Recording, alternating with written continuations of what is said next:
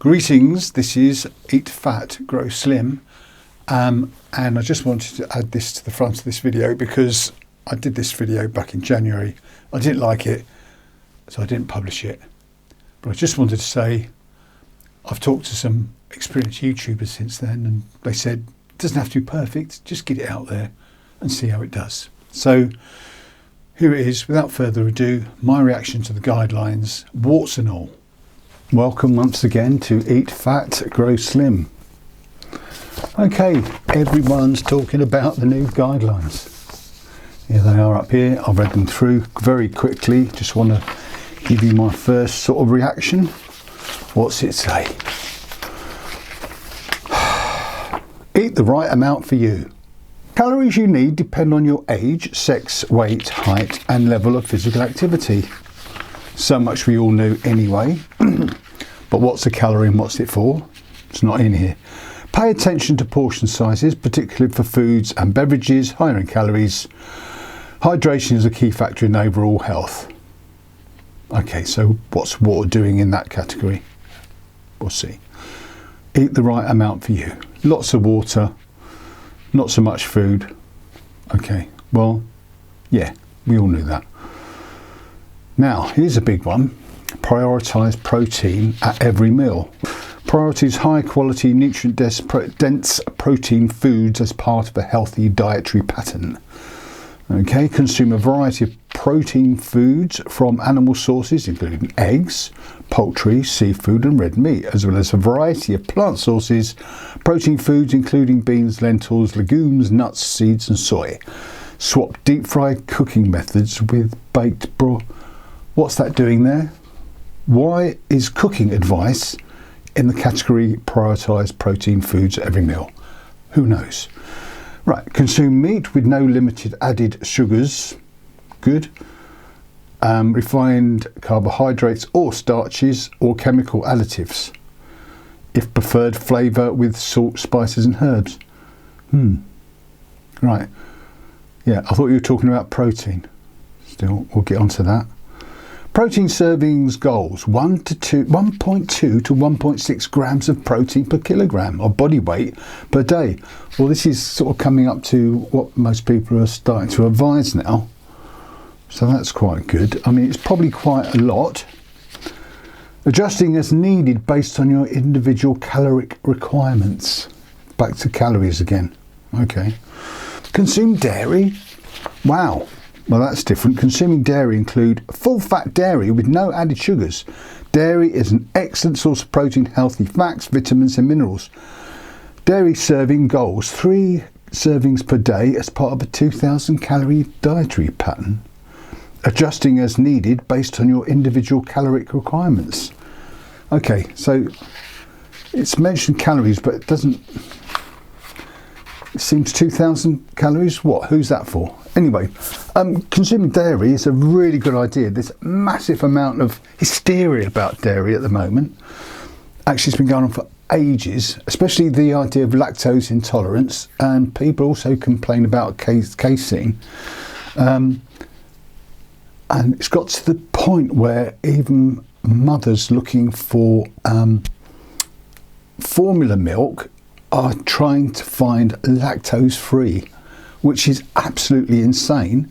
And the reason that's absolutely insane is that every mammal born in the last 70 million years has been perfectly tolerant of lactose, and that goes for every single human baby ever born. Lactose intolerance seems to be something we acquire later in life. Now, it has a genetic, seems to have a genetic element to it. But no one's really asked the question, as if you ate dairy every single day of your life, whether you would ever lose your tolerance to lactose.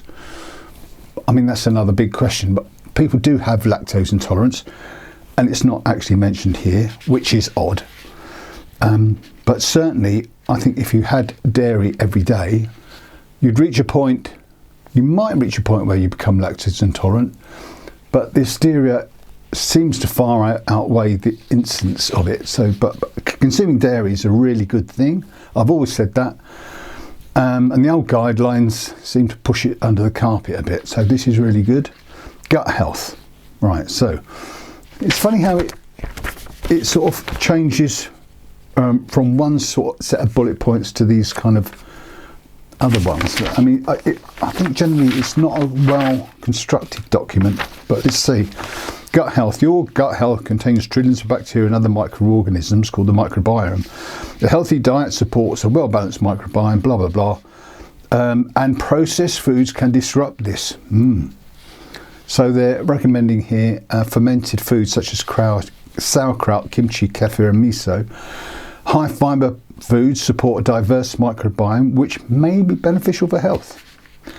Okay, I think that's good for most people. I think some people have found that they can live completely without it.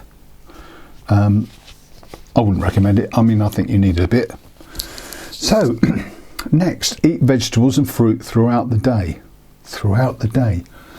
So one of the big things I've learned about how to have a healthy diet is not eating anything throughout the day. Is to restrict the number of your meals. It used to be 3 square meals a day back, when I was a boy. And I've found, as I've got older, actually 1 or 2 meals a day is perfectly all right for me. So I wouldn't eat anything throughout the day. So let's look at the recommendations here. Eat a variety of colourful, nutrient-dense fruits and vegetables. Well, yeah, this is sort of the advice going. There's all those micronutrients and phytochemicals and all sorts of interesting things that feed the bugs in your belly and don't necessarily feed you, but eat whole vegetables and fruits in their original form, great advice. Wash thoroughly, great advice. Frozen, dried or canned vegetables or fruits with no or very limited added sugars can also be good options. I would not eat a canned vegetable if it was the last thing. I'd rather die. They are absolutely disgusting. And canned fruits tend to be drenched in some sort of syrup or fruit juice, which I wouldn't eat them either. So if I do ever have any vegetables or fruits, it tends to be from the raw.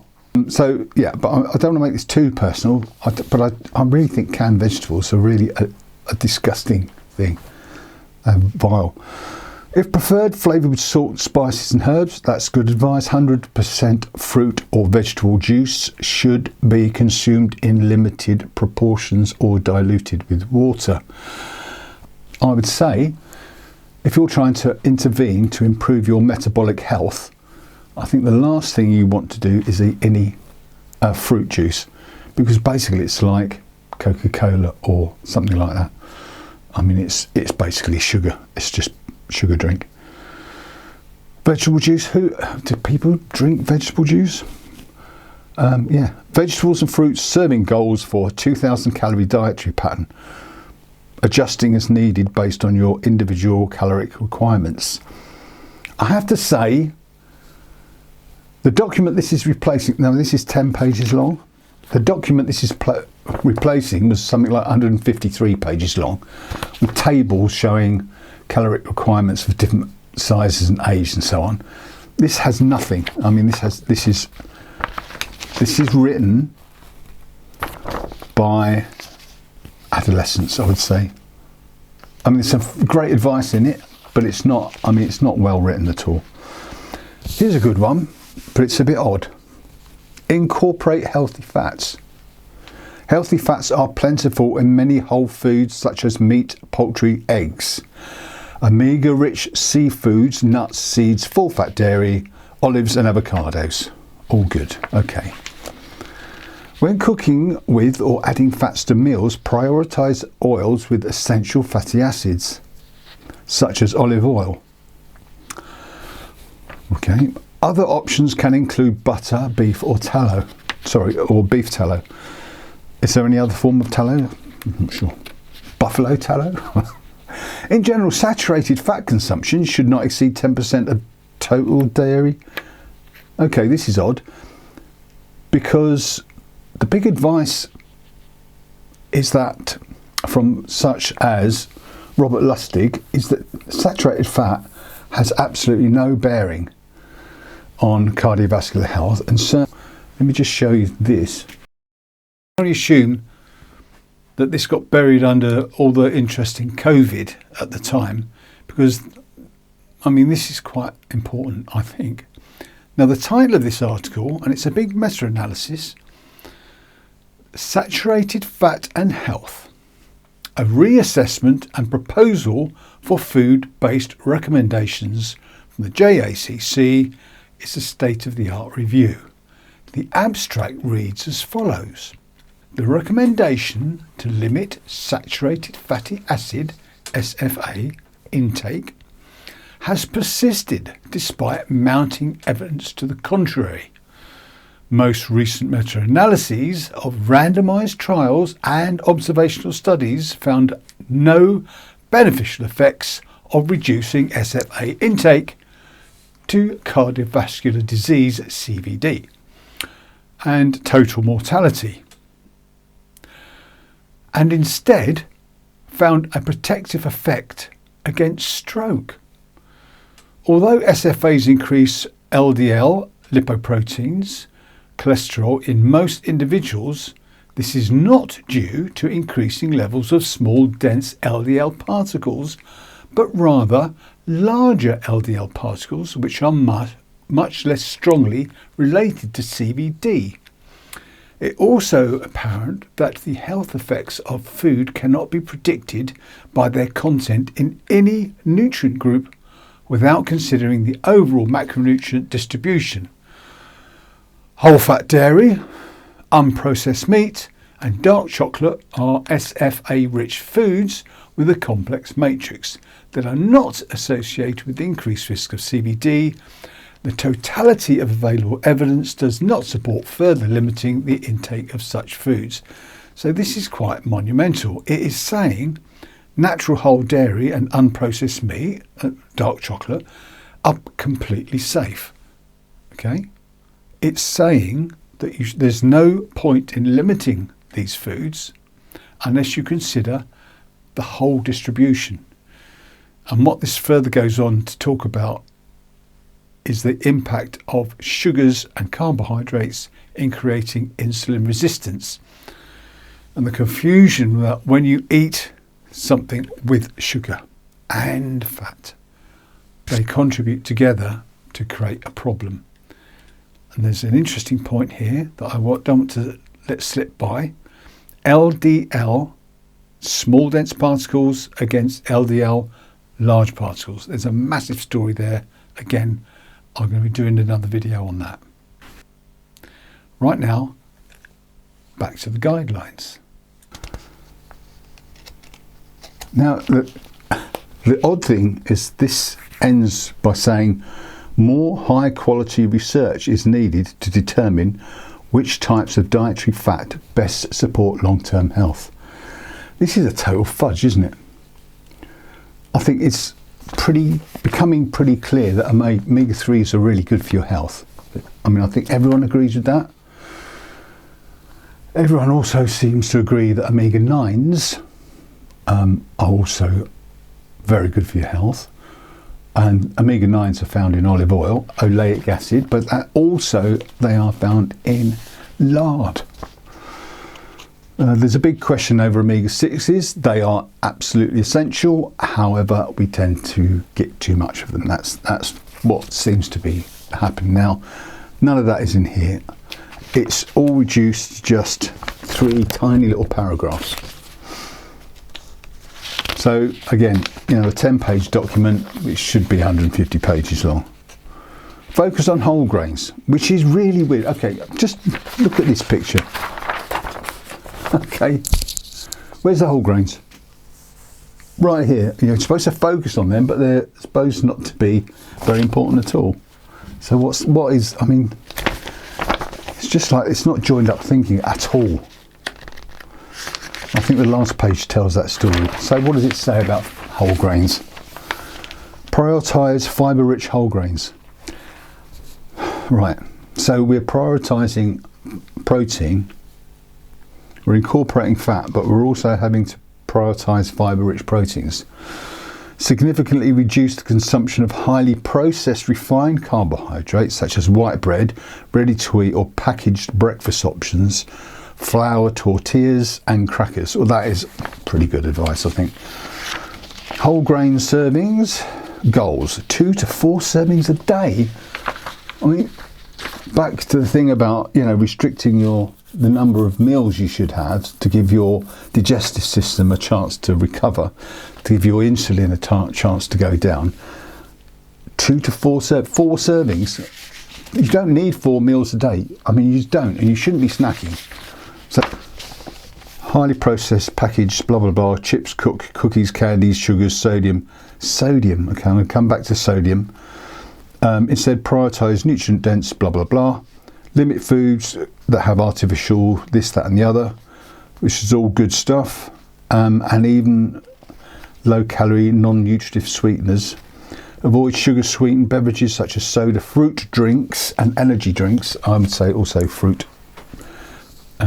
juice as well. While no amount of added sugars or non-nutritive sweeteners is recommended or considered part of a healthy or nutritious diet, one meal should contain no more than 10 grams of added sugars.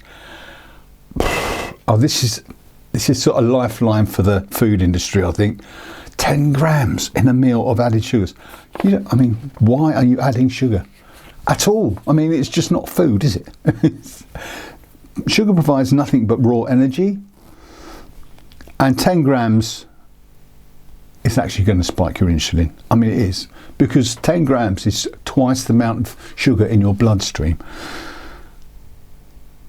Could you get away with it? You might be able to get away with it. I suppose if your options are limited,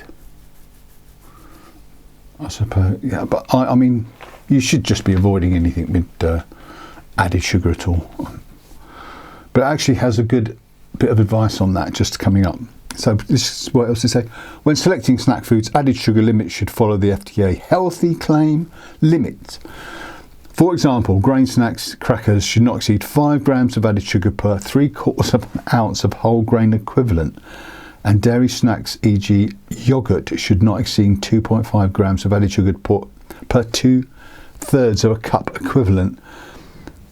I mean, evidence that this is written by an adolescent. What is 3/4 of an ounce of whole grain equivalent? Why are they switching from grams to ounces? And what is a cup? I mean, they just haven't got their stuff together, have they? All good scientific documents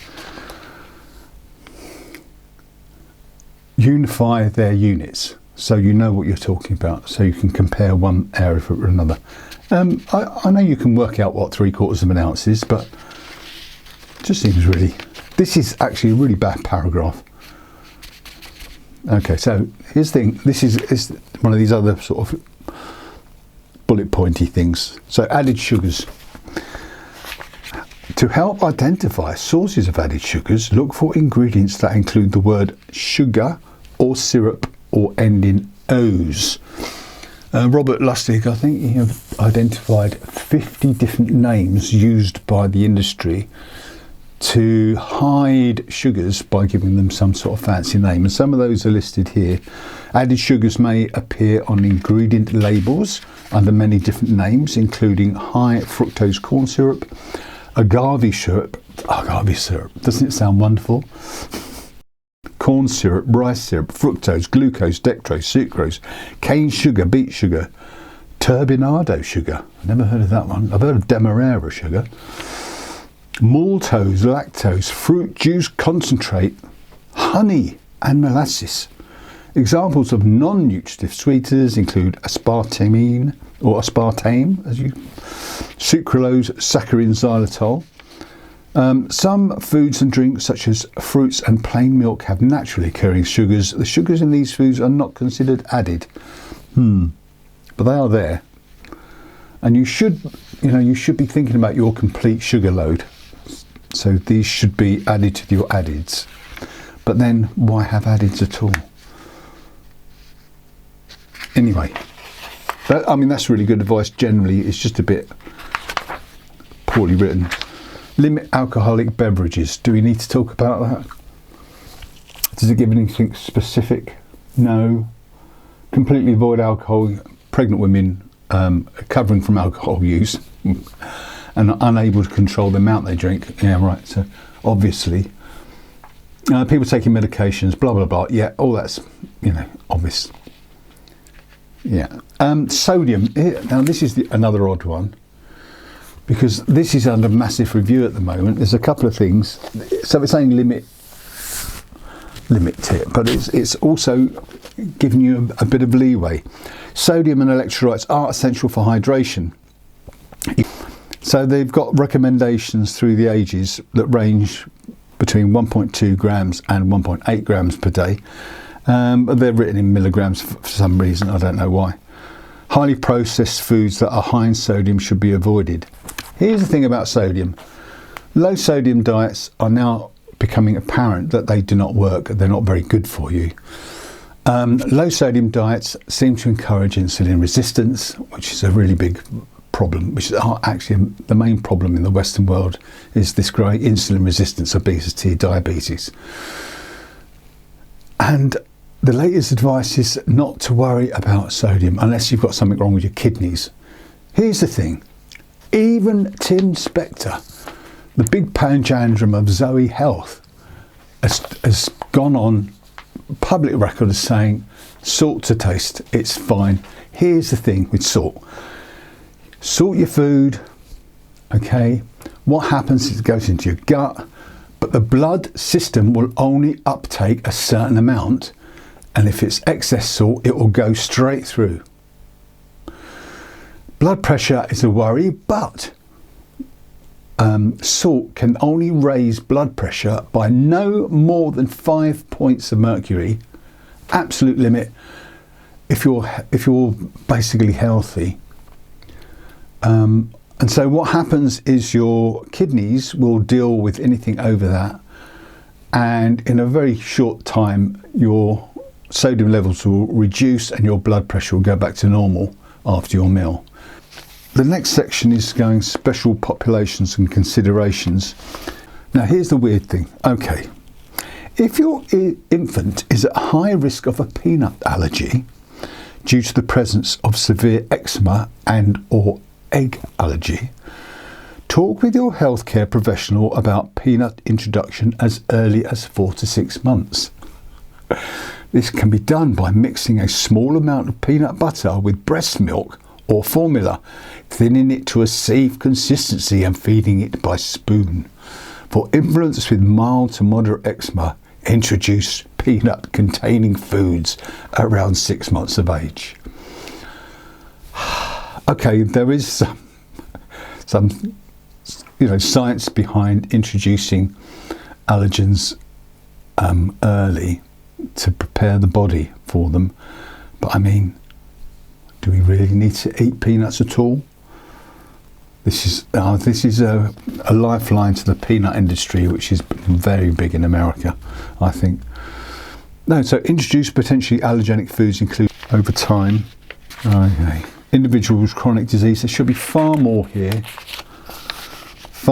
because the big problem, massive problem in America is 70% obesity, and it hasn't addressed that really. Because there's one thing about eating a healthy diet to maintain a good weight and to avoid diabetes, but it's a completely different story if you want to reverse pre-diabetes and diabetes and obesity. So, with the metabolic ill health at around 90% of Americans, and the UK and other places in the world, you need an interventionist strategy, which, a lot of this would not be that helpful for. So, the other one is vegetarians and vegans, outlining shortfalls in nutrients and vitamins and taking care, which is really good. Yeah. Okay, last page, and this almost makes it a joke, unfortunately, because it's all make America healthy again, and then it's just downright silly. Under President Trump's leadership, we are restoring common sense, scientific integrity, and accountability to federal food and health policy. We are reclaiming the food pyramid and returning to the true purpose of educating and nourishing all Americans. realigning our food system to support American farmers, ranchers and companies who grow and produce real food. And the Trump administration is working to ensure all families can afford it. So, this is January 2026, and right now, a lot of Americans have been laid off from government jobs. They're about to have a massive health crisis due to the loss of health care that they're going to face. Trump has done absolutely nothing for the inflation rate, which was going down, incidentally, last year when he took office. Food prices are still increasing, and despite his assurances that he would do something on day one, he's yet to actually address it at all, because that's too difficult while he's making billions. And I'm afraid this last page, signed by Mr. Kennedy, of the brainworm, I shouldn't really get into the politics of it, because there's a lot of good in this, but unfortunately I think it's likely to become completely tainted by association with Mr. Kennedy and his hysterical claims about vaccinations. Clearly, the vaccination push is about making money, but that doesn't mean vaccines don't work, because they certainly save millions of lives. This paltry document, although it looks like a step in the right direction, it's so poorly organised and poorly written, and so kind of minor. One hopes something a bit more substantial will come out and remove all this politicking at the end, which just has no place in a scientific document. I've been waiting for years for this, because the old guidelines certainly were a problem. The guidelines that were introduced in 1980 have led to epidemics of obesity, diabetes. Actually, you can also attribute Alzheimer's and heart disease to some of the more, to the guidelines as well, in some degree. So, I'm super disappointed, really. Anyway, more later.